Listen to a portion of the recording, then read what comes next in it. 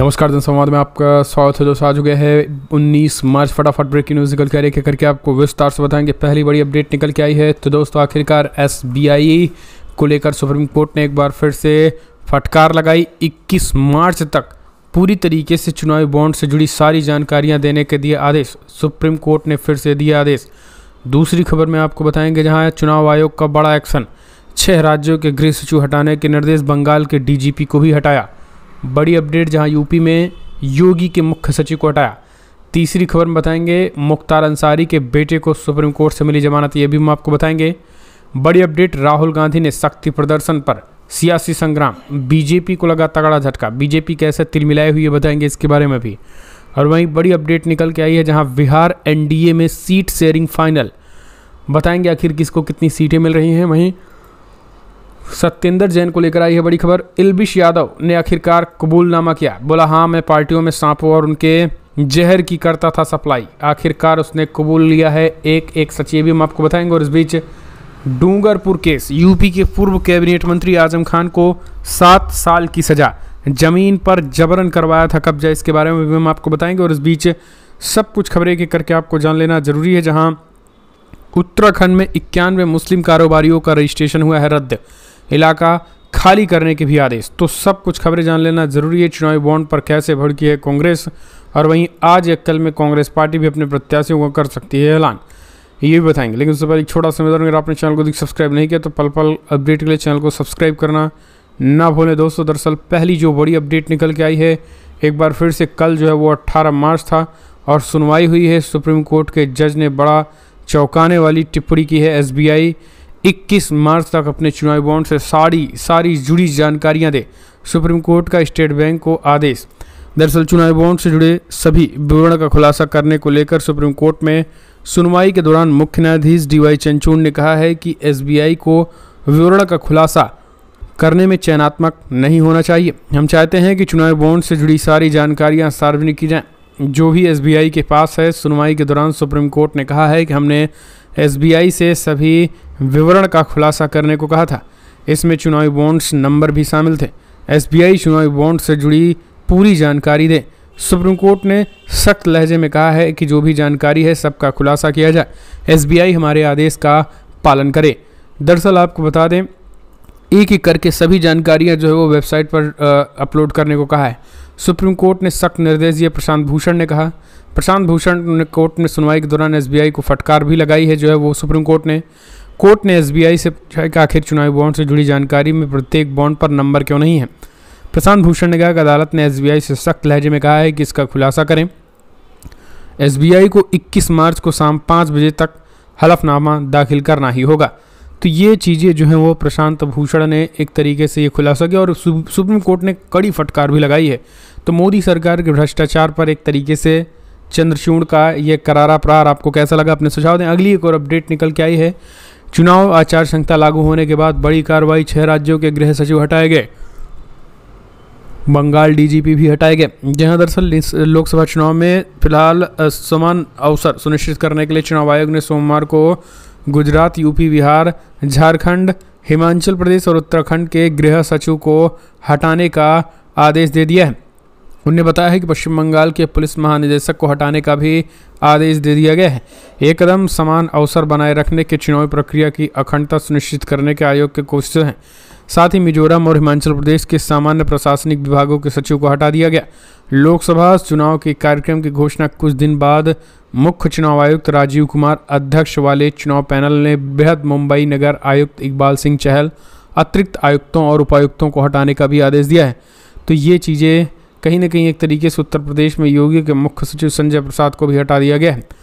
एक और अपडेट निकल के आई है, आपको बता दें अब्बास अंसारी को सुप्रीम कोर्ट से मिली जमानत, हथियार के लाइसेंस से जुड़ा है मामला। दरअसल मुख्तार अंसारी के बेटे अब्बास अंसारी को सुप्रीम कोर्ट ने बड़ी राहत दी। हथियार के लाइसेंस से जुड़े मामले में अदालत ने उन्हें जमानत दे दी है। आपको बता दें अब्बास अंसारी ने इस मामले में इलाहाबाद हाईकोर्ट के आदेश को उच्चतम न्यायालय में चुनौती दी थी, जहां फिलहाल उनकी याचिका को स्वीकार किया गया और सुप्रीम कोर्ट ने सुनवाई के दौरान जमानत दे दी। एक और अपडेट, राहुल गांधी के महाराष्ट्र मुंबई में शक्ति प्रदर्शन से डरी पूरी भाजपा, PM मोदी तक भी तिलमिला उठे हैं। जी हां, दरअसल महाराष्ट्र में विपक्षी नेताओं की रैली में कांग्रेस नेता राहुल गांधी ने कहा कि जो शक्ति के खिलाफ लड़ रहे हैं। पीएम मोदी ने आज राहुल गांधी की इसी टिप्पणी पर प्रतिक्रिया दी। पीएम मोदी ने कहा कि वे यानी राहुल गांधी कहते हैं कि उनकी लड़ाई शक्ति के खिलाफ है। मेरे लिए हर बेटी शक्ति का रूप है। मैं अपनी माताओं और बहनों की रक्षा के लिए जान की बाजी लगा दूंगा। पीएम मोदी ने आगे कहा है कि एक और शक्ति के विनाश की बात करने वाले लोग हैं, दूसरी ओर शक्ति की पूजा करने वाले लोग हैं। मुकाबला 4 जून को हो जाएगा। कौन शक्ति का विनाश कर सकता है और कौन शक्ति का आशीर्वाद प्राप्त कर सकता है, इस तरीके की चीज़ें हैं। यानी राहुल गांधी के बयान को अब पीएम मोदी भी तोड़ मड़ोड़ कर पेश कर रहे हैं। ये उनके कहीं न कहीं एक तरीके से हताशा साफ तौर पर दिख रही है। कांग्रेस पार्टी ने इस पर बड़ा प्रहार करते हुए कहा है कि मोदी सरकार की ओछी घटिया राजनीति खुद प्रधानमंत्री मोदी की सड़क छाप भाषा शुरू हो चुकी है। चुनाव में हार देख करके राहुल गांधी के हर एक बयानों को मुद्दा बना रहे हैं मोदी। एक और अपडेट निकल के आई है, बुरा फंस चुका है एलवीस यादव। जी हाँ, यूपी में चढ़ गया है योगी पुलिस के हत्थे। खबर निकल के आई है कि उसने खुद अब कबूलनामा कर लिया है कि वो पार्टियों में सांपों और उसके जहर के करता था सप्लाई। बिग बॉस विजेता और मशहूर यूट्यूबर एलवीस यादव को 14 दिनों की न्यायिक हिरासत में भेजा गया। नोएडा पुलिस की टीम ने रविवार को एलवीस यादव को पूछताछ करने के लिए बुलाया गया, जिसके बाद उन्हें गिरफ्तार कर लिया गया। अब खबर है कि पुलिस के सामने एलवीस ने अपना गुनाह कबूल कर लिया है। बड़ी अपडेट निकल के एलवीस यादव ने सांपों का जहर मंगवाने की बात कबूल कर ली है।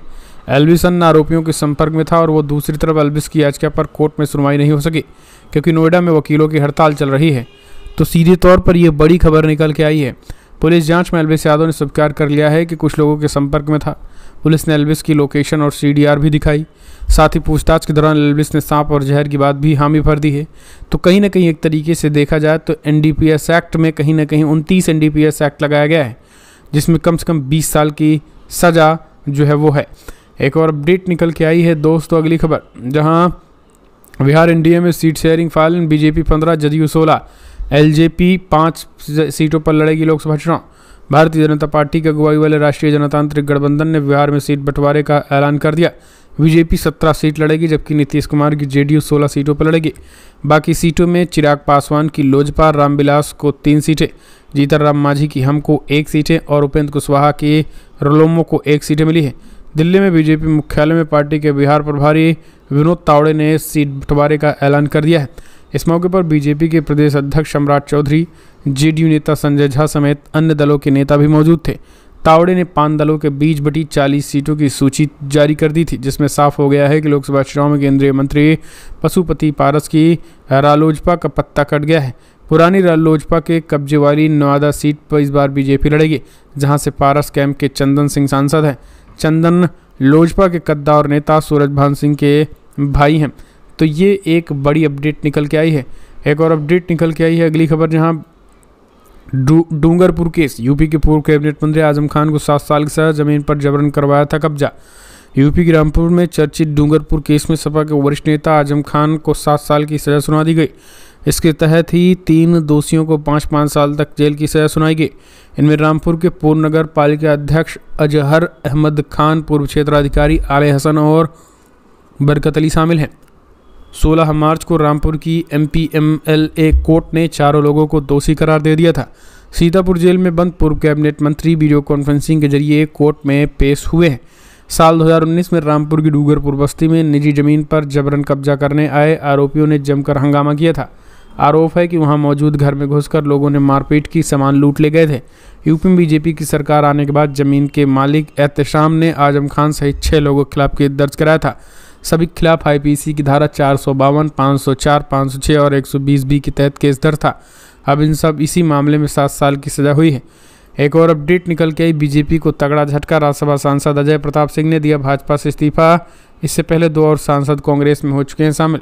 दोस्तों, हरियाणा में भाजपा के लिए एक तरीके से उल्टी गिनती शुरू हो चुकी है। हरियाणा में भारतीय जनता पार्टी जो है कहीं ना कहीं एक तरीके से देखा जाए तो बीजेपी में लगातार फूट मस्ती नजर आ रही है और यही कारण है कि इस्तीफा शुरू हो चुका है। बीजेपी की राज्यसभा सांसद अजय प्रताप सिंह ने भाजपा से इस्तीफा दे दिया। इससे पहले बीजेपी के 2 सांसद कांग्रेस में शामिल हो गए थे। एक और अपडेट, गुजरात, विदेशी छात्रों के साथ मारपीट के मामले में 2 युवक गिरफ्तार। शनिवार की रात को गुजरात विश्वविद्यालय के हॉस्टल में नमाज पढ़ने को लेकर विदेशी छात्रों पर हमला हुआ था। ये छात्र अफगानिस्तान, उज्बेकिस्तान, अफ्रीका और दूसरे देशों के थे, जो यूनिवर्सिटी के हॉस्टल में रहते थे। मीडिया रिपोर्ट के मुताबिक अहमदाबाद में गुजरात विश्वविद्यालय के हॉस्टल कैंपस में विदेशी छात्र नमाज पढ़ रहे थे। तब 20 से 25 लोगों के एक समूह ने उन पर हमला कर दिया था। कैंपस में पथराव किया गया और हॉस्टल के कमरों में तोड़फोड़ की गई। नमाज अदा करने पर मारपीट की गई। इस हमले में 2 छात्र घायल हो गए थे। लेकिन अब फिलहाल इस पूरे मामले में जो है वो विपक्ष का जब दबाव बना तो फिलहाल गिरफ्तार कर लिया गया है।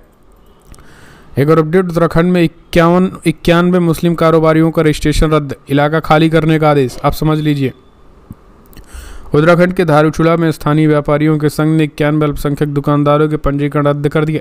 ये कदम तब उठाया गया जब पता चला कि एक अल्पसंख्यक नाई इलाके की 2 लड़कियों को भगा ले गया। धाराचूला व्यापार मंडल के जनरल सेक्रेटरी महेश ग्राबियाल ने कहा है कि स्थानीय प्रशासन से मशवरे के बाद 91 दुकानों के पंजीकरण रद्द कर दिए गए। उनके मालिकों को इलाका छोड़ने के लिए कहा गया है। इनमें से कई हमारी बेटियों से फुसलाते रहते हैं। इस तरीके की चीज़ें जो है देखने को मिल रही है, यानी एक तरीके से मुसलमानों के खिलाफ माहौल बनाया जा रहा है कि कैसे जो है वो मुसलमान हिंदू लड़कियों को भगा कर ले जा रहे हैं। इस तरीके की माहौल बनाकर मुसलमानों को जो है उनके काम से जो उनके रजिस्ट्रेशन रद्द की जा रही है। उत्तराखंड में तो हालात जो है वो और पूरी तरीके से मुसलमानों के लिए ख़राब होते चले जा रहे हैं। ये चीज़ें साफ तौर पर वहाँ पर देखने को मिल रही हैं। फिलहाल कमेंट्स माध्यम से आप अपने सुझाव दी इस रणनीति, इस माहौल को आप क्या लग रहा है कि अगर आप भी मानते हैं कि बीजेपी इस तरीके की रणनीति को पाल पोस रही है तो कमेंट्स माध्यम से अपने सुझाव देना न भूलें। एक और अपडेट निकल के आई, लोकसभा चुनाव के लिए सपा कांग्रेस ने बनाई रणनीति, इंडिया गठबंधन को यूपी में ऐसे दिलाई जाएगी जीत। लोकसभा चुनाव को लेकर यूपी में इंडिया गठबंधन की रणनीति तय हो गई है। एक वॉर रूम स्थापित किए जाने की योजना बनाई गई है, जहां गठबंधन के नेता बैठकर रणनीतियों को धरातल पर लागू कराएंगे। लोकसभा चुनाव में दोनों के पार्टी ऑफिस में बने वॉर रूम में एक दूसरे के नेता बैठकर चुनाव जीतने में मदद करेंगे। पूरी चुनावी प्रक्रिया के दौरान दोनों दलों ने अपने नेताओं को कमर कस लेने को कहा है। 5 अतिरिक्त नेताओं को वॉर रूम में रखा जाएगा, जो कार्यकर्ताओं के साथ मिलकर धरातल पर अपनी नीतियों के प्रचार के लिए काम करेंगे। लोकसभा चुनाव में समाजवादी पार्टी कांग्रेस पार्टी के साथ गठबंधन में चुनाव लड़ रही है, जो इंडिया गठबंधन का हिस्सा है। दोनों दलों ने अपने अपने पार्टी कार्यालय में वॉर रूम बनाए हुए हैं, तो सीधे तौर पर ये चीज़ें देखने को मिल रही हैं। फिलहाल आपको लग रहा है कि इस बार भी भारतीय जनता पार्टी की हार होगी और कांग्रेस पार्टी की जीत होगी, तो इस वीडियो को लाइक करके आप अपना समर्थन दर्ज करें। इस वीडियो में जय हिंद, जय भारत।